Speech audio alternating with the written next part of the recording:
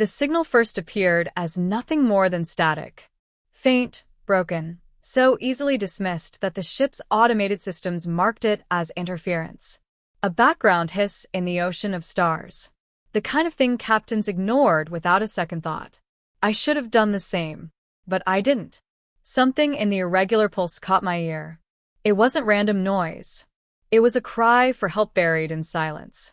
I sat alone in the cockpit of my old freighter, a vessel with more patchwork repairs than original parts. The hum of the engines filled the cabin, steady, reliable, indifferent. The universe outside was endless black dotted with cold fire. No witnesses, no one to question me if I passed the signal by. And yet, my hand hovered over the console, fighting hesitation. My mind whispered logic. Don't risk it, it's a waste of fuel, it's probably a trap. But the gut said otherwise. Humans are new to this region of space. To most alien races, we're background noise ourselves, too fragile, too young, too stubborn to matter. We scrape by in the outer lanes, carrying freight no one else wants, flying ships no one else would. They see us as a people always on the edge of breaking. Maybe they're right. But there's one thing we carry heavier than steel or cargo: the refusal to look away from someone in need. I opened the logs. Hundreds of ships had passed through this sector in the last cycle. None had responded. Every one of them let the call die. That silence weighed on me more than the risk of going. What kind of galaxy hears a cry for help and pretends it doesn't exist? I couldn't stand the thought of adding my silence to theirs. With a few keystrokes, I overrode the navigation protocols. The AI voiced its warning in flat tones: trajectory unknown, coordinates uncharted, probability of ambush high. I ignored it. Some things can't be measured in percentages. I locked onto the signal's coordinates and burned toward the unknown. The hours stretched long in the dark. The further I traveled, the stranger the silence became. No chatter on the comms. No traffic lanes. Just an expanding void that swallowed the stars. The signal grew stronger, clearer, deliberate. It wasn't broken after all, it was structured, layered with intent. Someone had gone to lengths to hide it, disguising it as static so only the persistent would notice. I remember my father's words back on Earth. He used to say, "Son, it costs nothing to care, but everything not to." Those words were carved into me as surely as the scars on my hands. That was the real reason I kept the engines roaring forward. Not for profit, not for glory, but because I couldn't face myself if I turned away. By the time I dropped out of faster than light, the coordinates had led me to a sector of absolute silence. Empty, unmarked, forgotten. Then the shape appeared. At first a shadow, then a monument. A ship larger than any I'd ever seen drifted alone in the void, its hull etched with symbols that glowed faintly in the dark. Regal. Ancient. It wasn't a warship or a trader. It was a vessel built with purpose far beyond commerce or conquest. The scanners ran their sweeps. No active life signs. No transmissions. Only the steady heartbeat of that distress call pulsing from within, waiting. The ship was intact, its lines graceful and alien, like a palace forged to sail the stars. Every inch spoke of royalty. This wasn't just a ship. This was a throne adrift. My throat dried as the scale of it sank in. I'd expected a stranded freighter, maybe a pirate trap. But this was something sacred. Something meant to intimidate, awe, and demand reverence. And it was abandoned. I leaned back in my chair, staring at the great vessel hanging silent against eternity. Questions tore through my thoughts. Why would a royal craft drift here, unnoticed and unwanted? Why send a distress call coded as noise? Why wait for someone foolish or desperate enough to come? The AI reported again. Its analysis was clinical, detached. No threats detected. No activity beyond the repeating signal. A perfect ghost ship. Logic said to leave. Report the find. Let someone richer, stronger, and better prepared handle it. That was the reasonable choice. The choice every other captain had made. But I couldn't leave. The signal wasn't a trap. It was an invitation. I could feel it in the marrow of my bones. Someone had set a snare for conscience, not for blood. And every ship that ignored it had already failed the test. I powered up the docking clamps and angled my freighter closer. The massive hull dwarfed my ship until I was nothing more than a speck against its flanks. The symbols along its sides pulsed faintly, as though the vessel itself were watching, waiting. My heart pounded against my ribs. When the clamps locked onto the airlock, I sat for a long moment, breathing in the recycled air of my small cabin, staring at the blinking light that meant the seal was secure. I thought of every story told in the bars along the outer lanes, tales of humans being underestimated, mocked, disregarded. I thought of the quiet pride in proving them wrong. One thought remained, louder than the rest. If no one else had answered, then it had always been meant for me.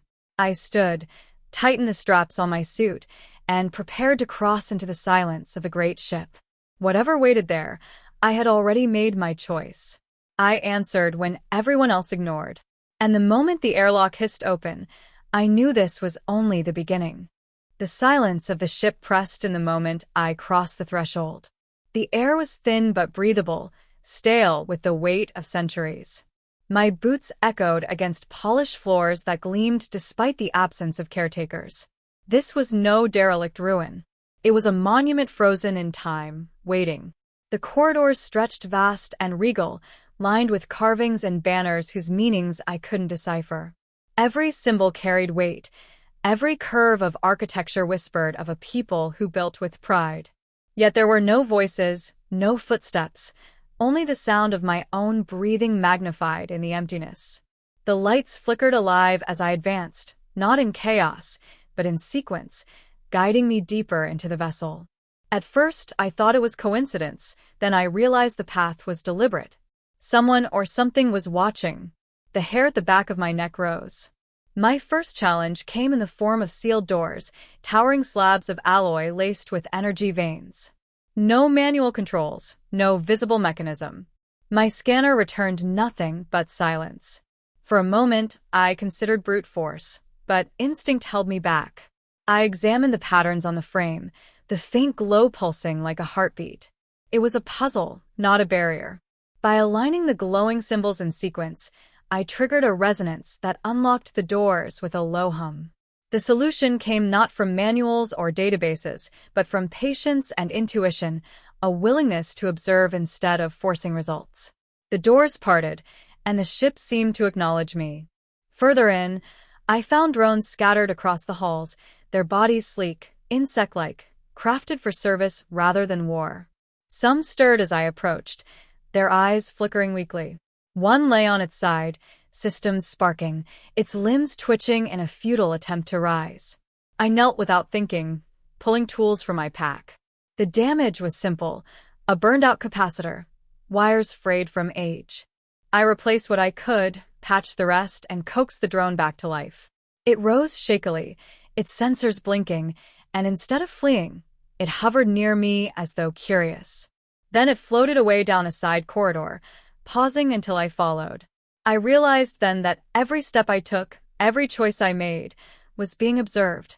The walls hummed softly with hidden power. Panels slid open, showing shifting lights that tracked my progress. The drones didn't hinder me. They watched, guiding, recording. This wasn't exploration. It was examination. The deeper I went, the clearer the intention became. I encountered a chamber filled with fractured systems sparking dangerously, conduits, leaking energy. I could have turned back, avoided the hazard, but instead I set about stabilizing what I could. Not because it benefited me, but because leaving it broken felt wrong. Hours of repairs later, the lights shifted from angry red to calm blue, and the ship itself seemed to breathe easier. That was when the voice spoke. It came not through the air, but directly into the chamber, resonant, commanding yet graceful. A projection flickered before me, forming into the image of a woman cloaked in light. Her features were alien, yet unmistakably regal, eyes sharp, bearing noble, presence impossible to ignore. "You are not of my people," she said, her gaze steady. "And yet you came." I froze, unsure how to respond. She studied me with calm intensity, every second heavy with judgment. No other answered, she continued. Thousands passed. Not one stopped. Only you. Her words struck like a hammer. All the doubts, all the questions coiled inside me sharpened into a single truth.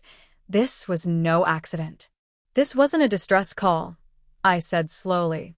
Her expression flickered, a faint smile in her eyes. No. It was a signal of another kind. A test. I sought the one who would hear what others ignored. The one who would act not for gain, but for conviction. The realization chilled me. The ship was no tomb, no abandoned palace. It was a crucible. Every locked door, every broken drone, every hazard had been placed deliberately. The entire journey had been measured, weighed. She stepped closer, though her form was only light. Your species is young. Many dismiss it as reckless, fragile. But where logic fails, instinct guides you. Where pride blinds others, you see what they choose not to. That is why you are here. Her eyes locked with mine, and I felt the weight of centuries behind her words. This was no simple encounter. This was a selection. I wanted to speak, to demand why she sought me, but the question died in my throat. I already knew. The silence of the stars had been broken, and the call had found me alone. You are the first to answer, she said softly. Do you understand what that means? Her image lingered, regal and unyielding, as the chamber darkened and the ship seemed to hold its breath. And in that moment, I realized the trial had only begun. Her voice lingered in my mind long after the projection faded. The ship hummed around me, alive, aware, its silence no longer empty but watchful. I had stepped into something far greater than I understood, and though I wanted answers, they would not come easily. The Queen had made it clear, this was no accident. I had been chosen, not rescued. The corridors shifted as I moved forward, reconfiguring, closing passages behind me and opening new ones ahead. The ship was guiding me, testing me, never allowing retreat. The next chamber loomed vast, its ceiling lost in shadows, the floor lined with shifting platforms that cracked beneath each step. At the center, a console pulsed with light, a steady rhythm like a heartbeat. A voice returned, calm and commanding. You will be tested further. Not in strength, but in choice. The floor shuddered, and images filled the chamber. On one side, a cluster of data cores shimmered with the weight of history, archives of her people, priceless and irreplaceable. On the other side, a single drone sparked weakly, trapped beneath debris, struggling for survival. The Queen's words echoed. You may save the legacy of 1,000 generations, or you may save a single servant. Choose. The logic was simple. Sacrifice the drone, secure the knowledge, preserve what could shape an empire. Any ruler would choose the archive. But I was not a ruler. I was human. And humans do not measure life in statistics. I tore away the debris and lifted the drone free, patching its failing circuits while the data cores flickered and dissolved into static. The ship trembled as if in pain, but the drone's eyes lit bright, alive again. The Queen appeared once more, her gaze steady. You cast aside the wisdom of an empire for the life of one machine. Why? Because it needed me, I answered simply. History can be rewritten. Lives can't. She studied me in silence, then the chamber dissolved into darkness. When light returned, I stood in another test. This time the environment twisted into chaos, walls collapsing, fire searing through conduits, alarms wailing. A false reality, yet the danger felt real. I ran not for escape, but toward the cries I heard echoing in the distance. More drones, simulated perhaps, trapped and damaged. I pulled them free, shielded them, refused to abandon them even as the walls caved in around me. The illusion broke as the last of them was safe, and the Queen appeared again. Her expression softened, though her voice remained strong. Others chose survival. You chose sacrifice.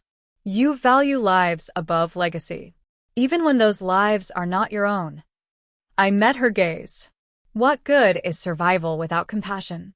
Her image flickered, as though the ship itself struggled to contain her presence. My people do not think as you do. They see mercy as weakness, instinct as recklessness. We built our empire on order, on reason, on control. But in time, that control became stagnation. Our hearts grew cold. So I sought a mate not of my world, one who could see where we could not, one who would act when others stood still. That is why the signal was sent. The truth struck me with the force of a meteor. This was no simple trial for survival. This was a search for a partner, a consort, someone to stand beside her not as servant, but as equal. And of all the beings in the galaxy, it had been a human who answered. I wanted to deny it, to say she had made a mistake. I was no hero, no leader, just a lone traveler in a ship held together by scrap and stubbornness. But she silenced the thought with a single question. Will you accept what comes with this choice? To stand at my side is to bear the weight of my people. To rule is not to command, but to carry. It will demand sacrifice greater than any you have faced. Do you have the will for such a burden? The chamber fell quiet. I could hear my own heartbeat louder than the hum of the vessel. She was not asking as a queen to a subject. She was asking as a test of character. Fear clawed at my chest. I had lived my life as no one important, drifting from job to job, never seeking glory. To rule beside her, to be judged by an entire empire, was more than I had ever imagined. The temptation to refuse was strong, to step away, to return to the comfort of anonymity. But the memory of that first moment returned, the faint, broken signal everyone ignored. I had answered because I could not walk away. To do so now would be the same as abandoning that call.